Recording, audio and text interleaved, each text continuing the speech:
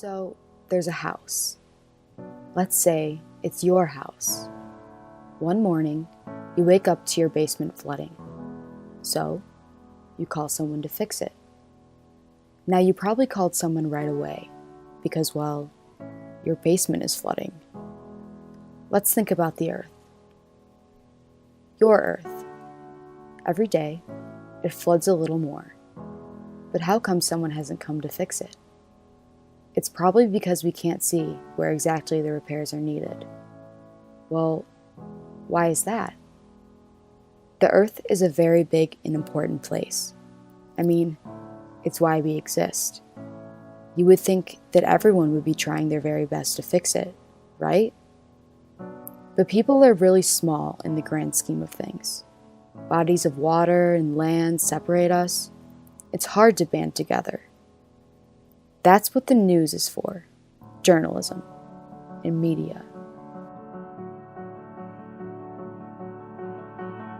Journalism has the ability to enormously aid the environmental cause by making us aware of the repairs we need to make. But instead, entertainment and crime has taken precedence over environmental news, and politics and economics draw our attention. When something is broadcasted frequently, the public has a tendency to think it is more important. If people are rarely seeing stories covering environmental issues, it is out of sight and out of mind, and they will continue to think it's something that they shouldn't be concerned about. Stories of war and politics fill our minds, while the idea of environmental issues seem to only be about pandas or polar bears thousands of miles away. It's like that creaky plank you've been saying you'll fix for years. It doesn't seem nearly as important as a flooded basement, so you put it aside. But what if that plank is the foundation of your home? Eventually, it will break, and your home will no longer be able to give you what you need. It's the same with the Earth, because it is your home. And if we don't see where the repairs are needed, one day it will have enough. The destruction of your home is the same as the destruction of the Earth. It's just harder for us to see the big picture. But it wasn't always this way.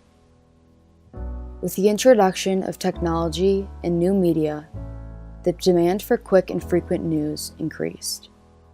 Research on the environment takes time. I mean, you can't just throw random information out there without making sure you're right first. What doesn't take time is gossip. So that's what started to sell.